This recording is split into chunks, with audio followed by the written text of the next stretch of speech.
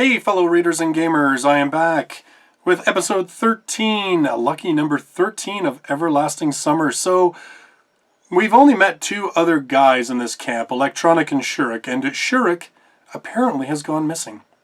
So, after going to the beach and getting myself a suntan, well, a burn really, and saving the life of a poor crayfish from crazy little girl Ilyana, I have now decided to take the mission of trying to find Shurik in the name of exploring this crazy camp that I'm at for God only knows what reason.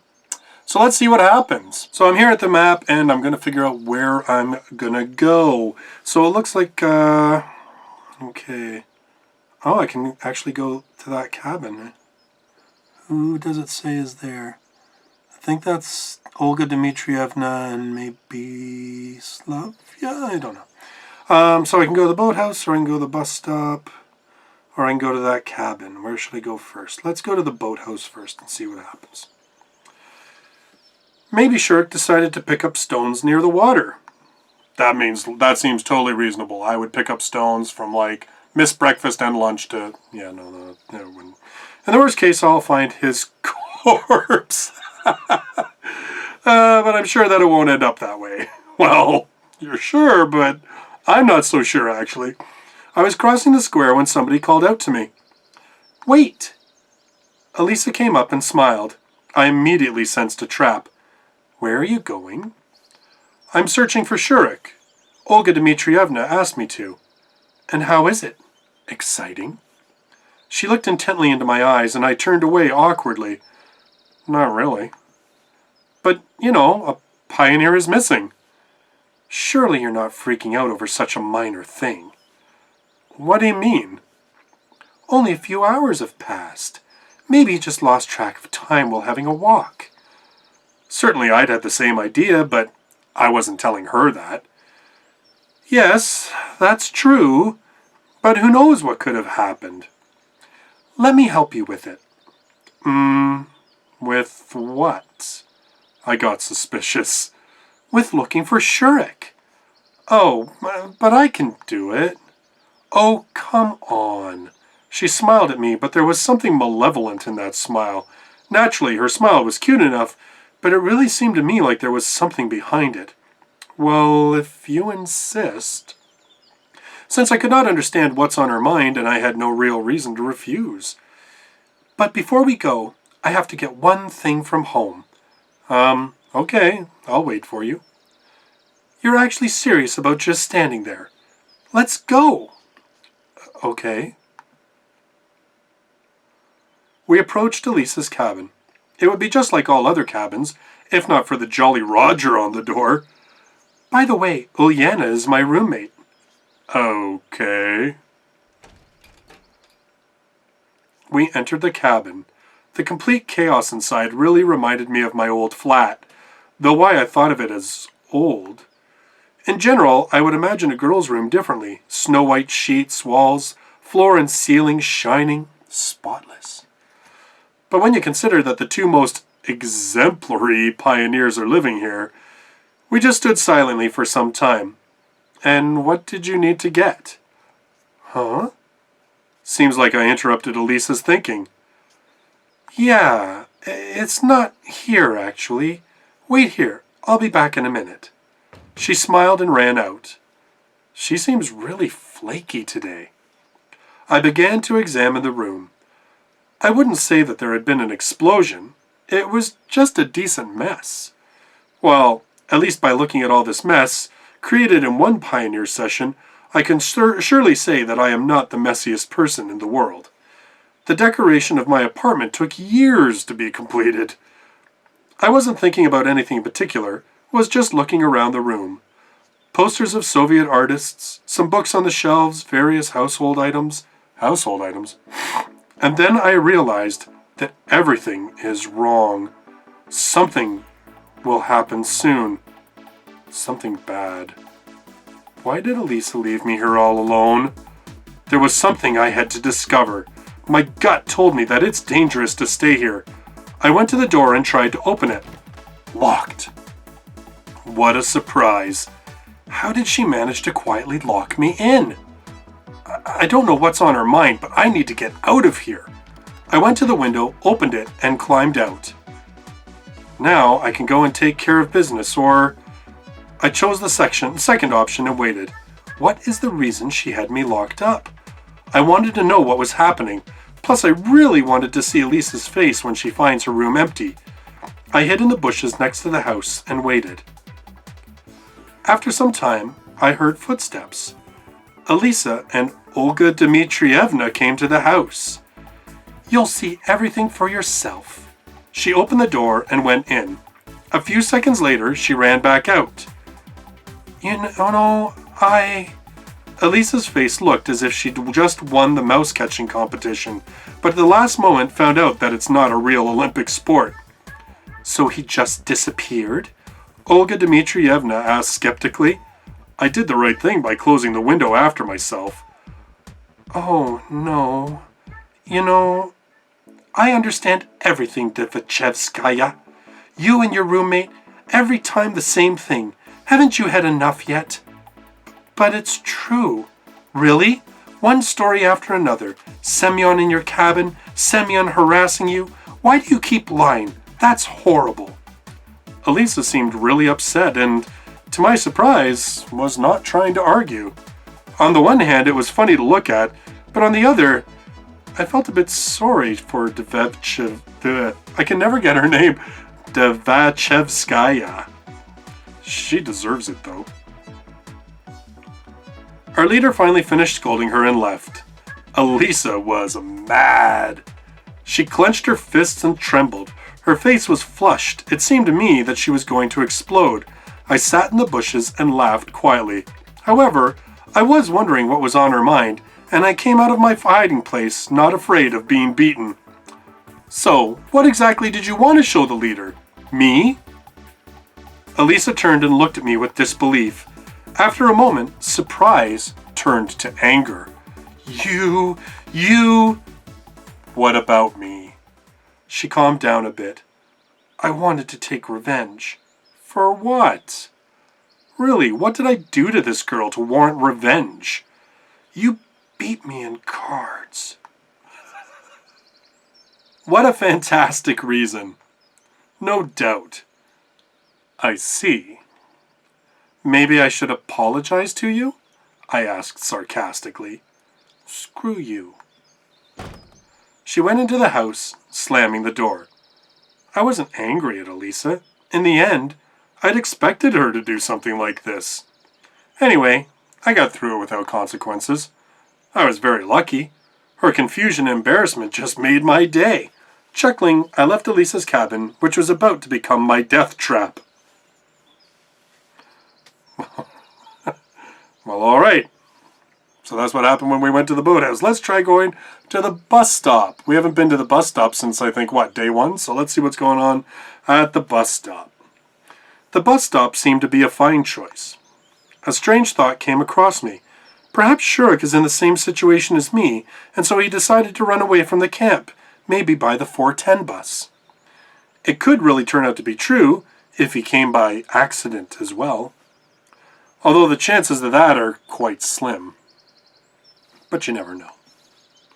What if the bus would really come? However, I could hardly believe in that. Indeed, I spent a couple of minutes waiting at the bus stop, made sure that there were no signs of Shurik or anyone else here, and headed back to the camp. Boom! Somebody rushed out from behind the gates and bumped into me. The impact wasn't strong, so I just staggered. Miku stood in front of me and rubbed her bruised forehead. Oh, sorry. It's all right, it's my fault. I was going to the music club, but got lost and thought about a new song. Thinking up the lyrics and music. I hadn't realized how I got here. So you don't have to apologize.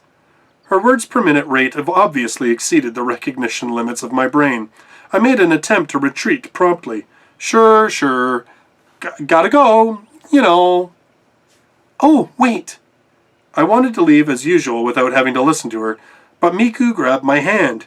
Her grasp gave me the creeps as I got a clear vision of an agonizing execution by another rap session. Can you help me a little, please? Just a teensy-weensy bit?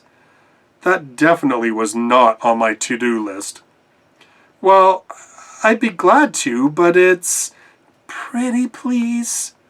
Miku looked at me with such puppy dog eyes that my heart started to melt. She totally wasn't going to let go of my hand. And what help exactly do you need? You'll accompany me. I can't manage to compose on my own. I can sing or play. I can't do both at the same time. Now, didn't we just realize last night I have no musical talent? I thought that was the whole thing, like trying to play guitar here. Even our virtuoso has her weaknesses. Well, I can't really play an instrument. Never mind that. I'll show you everything. Come on, let's go. Go with Miku. Don't go with Miku. Let's go with Miku. Let's see what happens. Seems like I've done a lot with Elisa and all that, so let's see what Miku has to go. On the other hand, I'm not losing anything. However, she dragged me along with her. Probably nothing good will come of this, but the only way to get her off me is to wrestle my hand out of hers. But that wouldn't be very nice. Nothing bad will happen after all. Probably. Wait a minute. We were already standing in the music club. Miku took a guitar. Here, have a look. She sat down and started playing. I tried to follow her hands. The tune seemed quite simple enough. It seemed quite easy to repeat it. Yeah, you said that last night, right? Got it? Kind of. Let's try. I took the guitar and started playing. That didn't really work out. Let me show you one more time. She played much better than me. Looking at Miku, I wondered. Of course she was a chatterbox. She was naive and clumsy. However, she was extremely talented in music. Try again. I managed much better the second time. Wow, that's much better. She smiled. It wasn't hard, in fact. Just repeat the same notes over and over. Just don't lose track. Start on my command. Okay. Ready? Go. It was a song in Japanese. Shocking. Miku singing in Japanese. Frankly speaking, I didn't understand a single word. But Miko's singing was quite good. Do you hear that? That's like totally Vocaloid. That's awesome.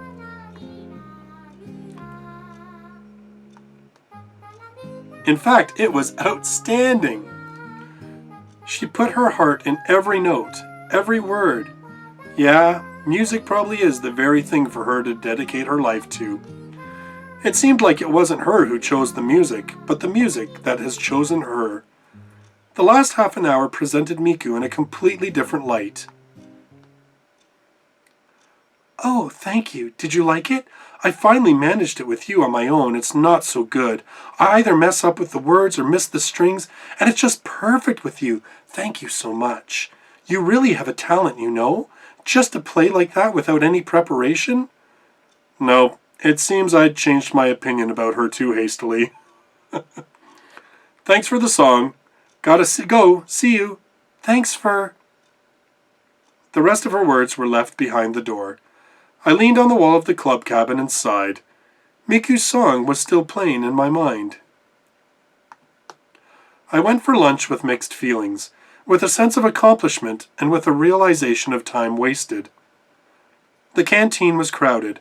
I couldn't stay unnoticed. Olga Dmitrievna called me. Semyon, come with us. The camp leader, Slavia, and Electronic were sitting at the 4-seat table. I nodded and went to get my food. This time I had to spend several minutes in the queue.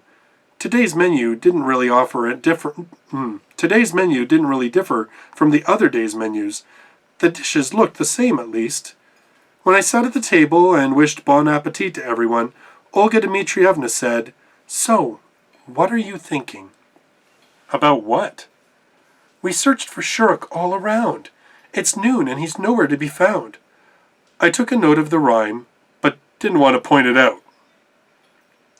We looked all over the camp. I went all around the neighboring forest. Olga Dmitrievna looked at me, and I helped too. We must call the police. Maybe we should wait until the evening? I asked lazily. Maybe he went home. That can't be. Shurik lives thousands of miles away. By train? The nearest station, she paused, is far off. Now it was getting interesting. Every time the conversation reached the point concerning ways I could leave Sovionok, all the camp inhabitants started changing the subject. How far is far? Really far. The camp leader looked at me, indicating with her expression that asking more questions was not advised. So we should go deeper into the forest. Maybe he got lost. Shurik always takes a compass, chimed in Electronic. I wonder what else could be found in his magic vest, assuming he has one. If I were to get lost in the forest, a compass would be of no real use. Police. We should call the police in the evening. Not right now, at least. Okay, so you'll do it later. They were all silent. We should be able to find him before evening. We still have time. If he actually got lost, we have no time to lose. We cannot be sure. Then where is he? Where? There was some truth to the camp leader's words. Hiding the whole day just like that is suspicious. Why would he do that? Shurik seemed to me to be a quite serious pioneer. Uliana would have been a better fit for this behavior. So there is good reason to believe that he was gone. All that can be done has already been done. We'll just have to wait. Slavia, Electronic, and Olga Dmitrievna looked at me sorrowfully, but didn't say a word. I finished my lunch, took the tray back, and left the canteen. It's still the first half of the day. What now? The camp was drifting off for an afternoon nap.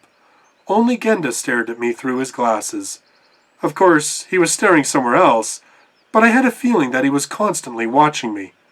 I bet he knows where Shurik is hiding. He just can't say anything. The disappearance of the Cybernetics Club's leader made me think, maybe it's got something to do with my case. Oh, pioneer. The nurse stood in front of me. I looked at her curiously. Go and take my place in the infirmary. I have an urgent call. Somebody is injured. Me? Yes, you. Take the keys.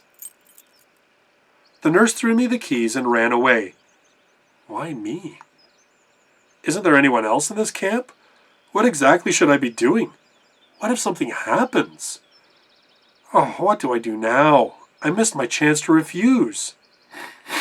I stood in front of the door uncertainly. On the one hand, there's nothing to worry about. I'll spend half an hour or so here and she'll be back. But what if someone comes for actual help, with a broken leg or a head injury? Honestly, I began to worry too much. I hope that there are no injuries more serious than bruises and scratches in this camp, but at the same time I could not shake the idea that in a serious situation I would be absolutely useless. I don't even know how to perform CPR. A magazine on the nurse's table caught my attention. A good way to relax, I guess. This is labeled Soviet Fashion. The publication date or month were absent. However, this was not a surprise. There are much stranger things happening here. I didn't know much about Soviet magazines. Maybe they actually didn't have publication dates on them. Models dressed in old-fashioned clothes stared up at me from the glossy pages. Nowadays, nobody would wear such clothes. I smirked. I wonder if Slavia, for example, considered this fashionable. I can only imagine what would happen if she appeared in my time wearing something like this. Imagine we are walking hand in hand.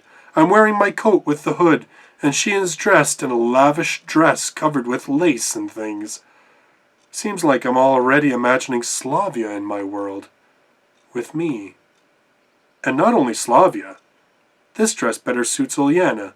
This cute sarafan would look good on Elisa. This skirt and cardigan would look nice on Lena. If only they could be real.